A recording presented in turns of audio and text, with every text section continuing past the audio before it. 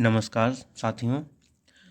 आज हम फिर लेकर आए हैं आपके लिए जनरल नॉलेज के वो प्रश्न जो पीछे सीटेट, टेट और बीएड की परीक्षाओं में पूछे जा चुके हैं। तो शुरू करते हैं। आज हमारा 48 नंबर का क्वेश्चन है, राष्ट्रीय ध्वज फहराने वाला, पेंसिल ले लेते हैं पहले फिर शुरू करते हैं। ओके, राष्ट्रीय ध्वज फहराने वाला भारतीय था या थी?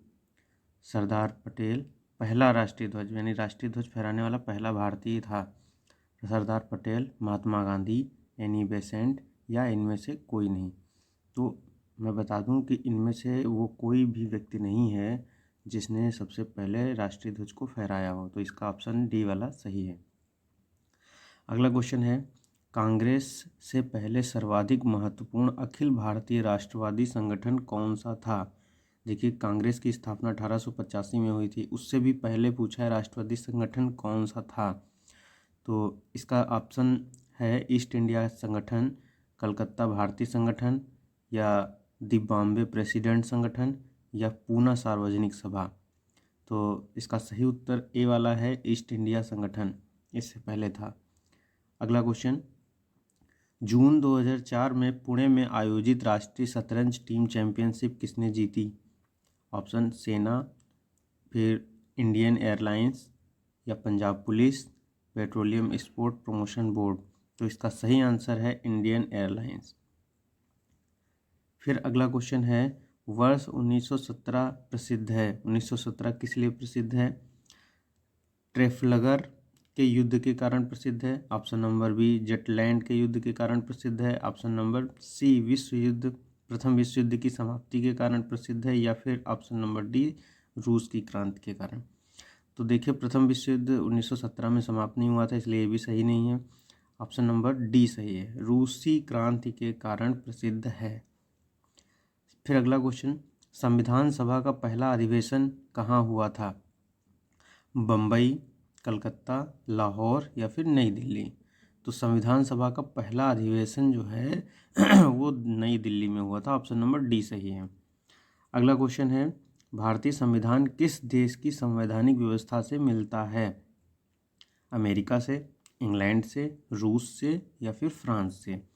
इसका सही आंसर है इंग्लैंड से, बी ऑप्शन सही है।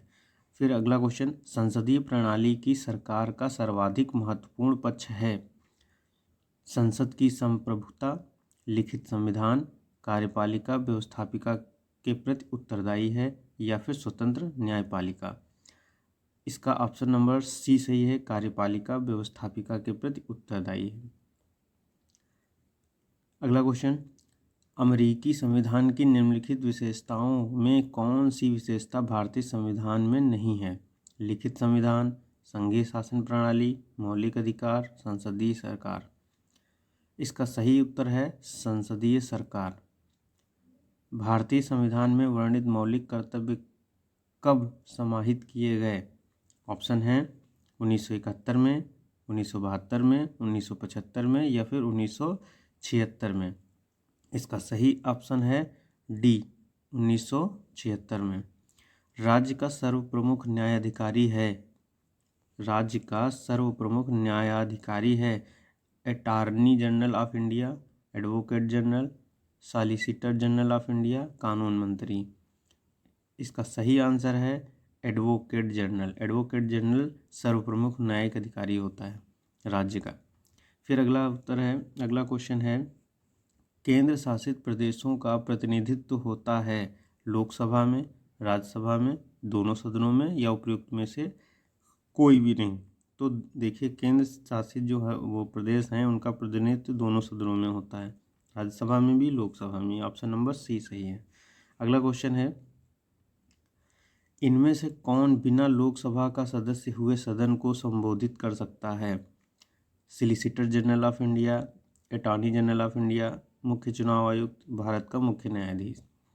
इसका सही उत्तर है अटॉर्नी जनरल ऑफ इंडिया। अगला क्वेश्चन, संसद की 2 बैठकों यानी कि सत्र में समय का अंतर अधिक नहीं होना चाहिए।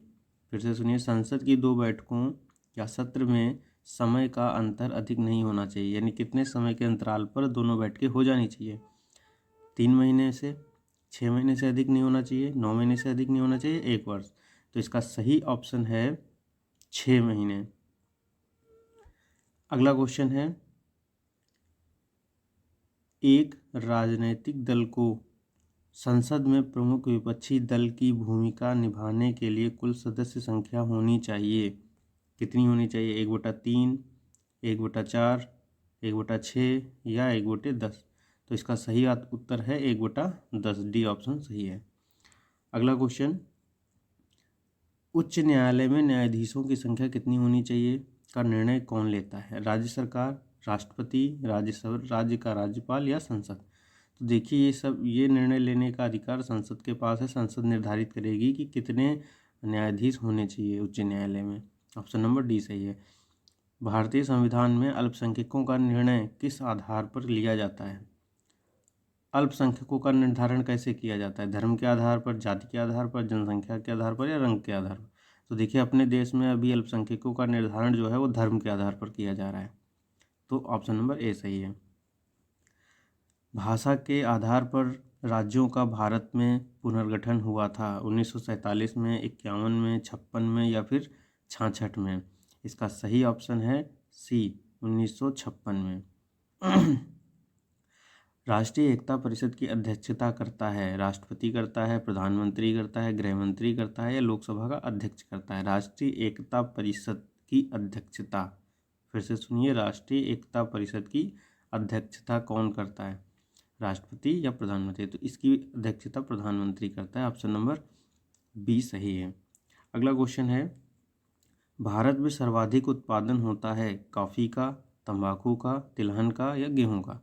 तो देखिए, इनमें सबसे ज़्यादा उत्पादन गेहूं का होता है।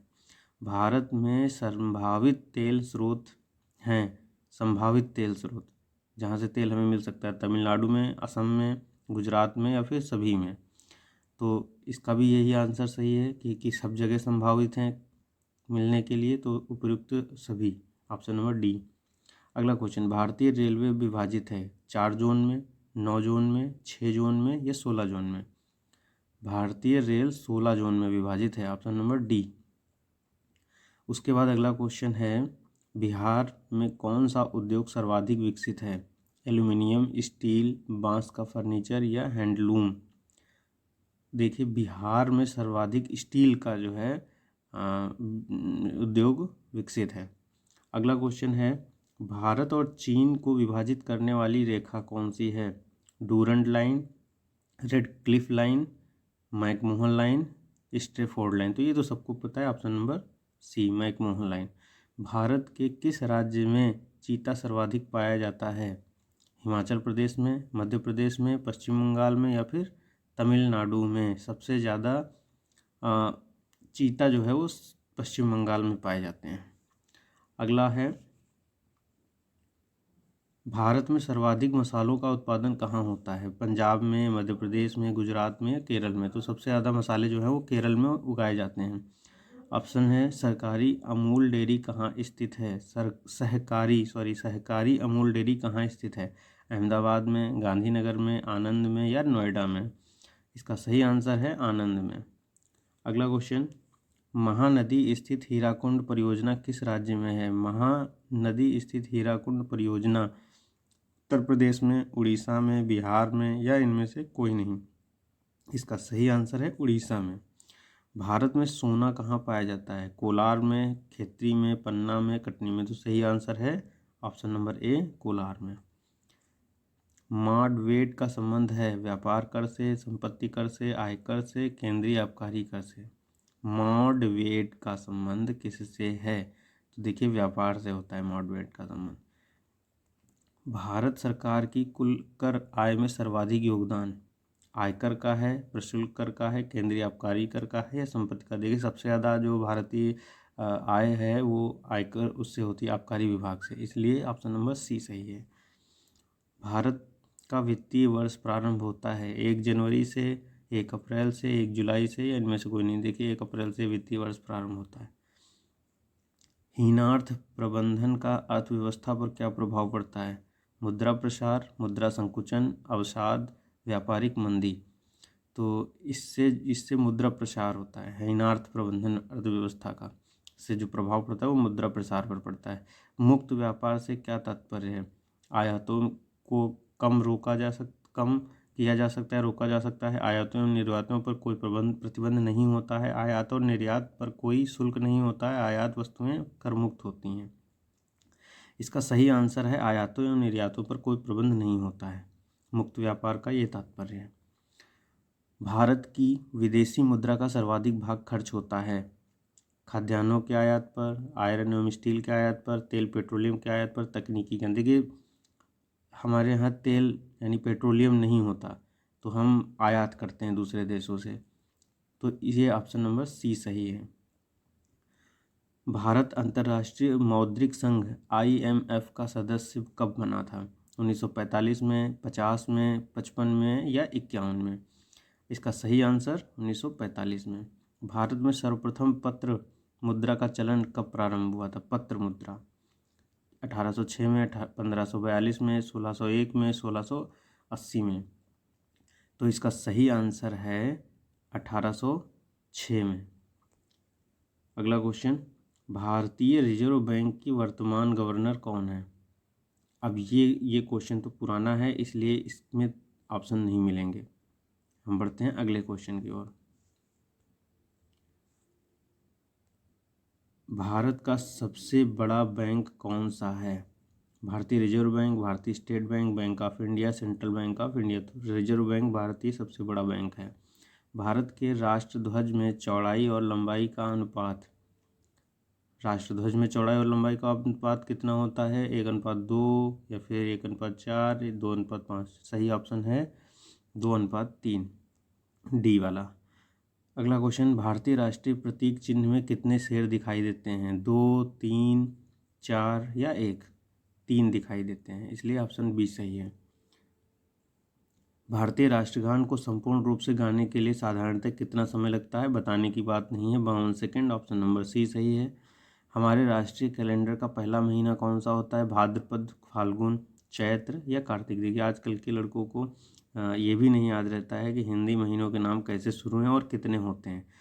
तो फिलहाल मैं बता देता हूँ कि चैत्र से शुरू होता है हिंदी महीनों के हिसाब से। ऑप्शन सी सही है।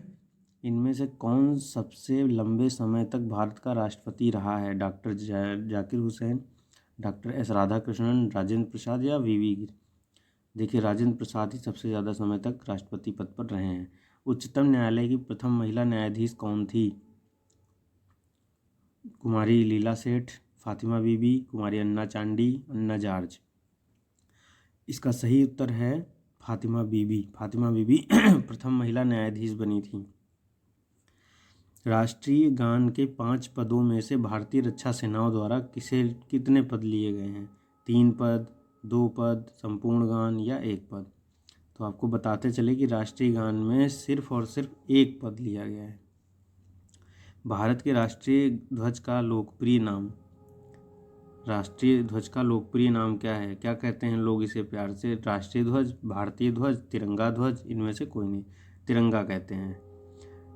हमारे राष्ट्रीय गान में जिस समुद्र का वर्णन है उसका नाम है अरब सागर, बंगाल की खाड़ी, हिंद महासागर या इनमें से कोई नहीं। 94 क्वेश्चन जो है आपका, इसमें देखिए किसी भी का नाम, बंगाल का नाम आता है लेकिन सागर की जिसकी बात कर रहे हैं वो इसमें नहीं है, हटाइए इसको, इसमें से कोई नहीं। राष्ट्रीय गान में जिस राज्य का अंत में नाम आता है वह है पंजाब, सिंध, गुजरात या मराठा? बंग, सॉरी, तो बंग है क्योंकि सबसे लास्ट में बंग का ही, बंगाल का नाम आता है। प्रथम आधुनिक ओलंपिक खेल कब आयोजित किए गए थे? 1908 में, 1904 में, 1996 में, 1995 में? देखिए प्रथम खेल आयोजित किए गए थे 1896 में। ऑप्शन नंबर सी सही है। उसके बाद में द्रोणाचार्य पुरस्कार का संबंध किससे है? हॉकी से, खेल प्रशिक्षक से, मुक्केबाजी से, क्रिकेट से? द्रोणाचार्य पुरस्कार, द्रोणाचार्य पुरस्कार जो है वो खेल प्रशिक्षक को दिया जाता है। ऑप्शन नंबर बी सही है। चाइनीज ग्रिप का संबंध किससे है? चाइनीज ग्रिप का संबंध किससे है? लॉन टेनिस से, टेबल टेनिस से, मुक्केबाजी से या वॉलीबॉल से? इसका संबंध, हाँ, टेबल टेनिस से। गुड, टेबल टेनिस से है। तो उम्मीद करते हैं कि आज के प्रश्न आपको बहुत स्पीड में मैंने समझाए, आपको समझ में भी आए। तो अगर समझ में आए तो एक बार एक लाइक और शेयर तो कर ही सकते हैं, चैनल को भी सब्सक्राइब कर सकते हैं। इसी के साथ धन्यवाद।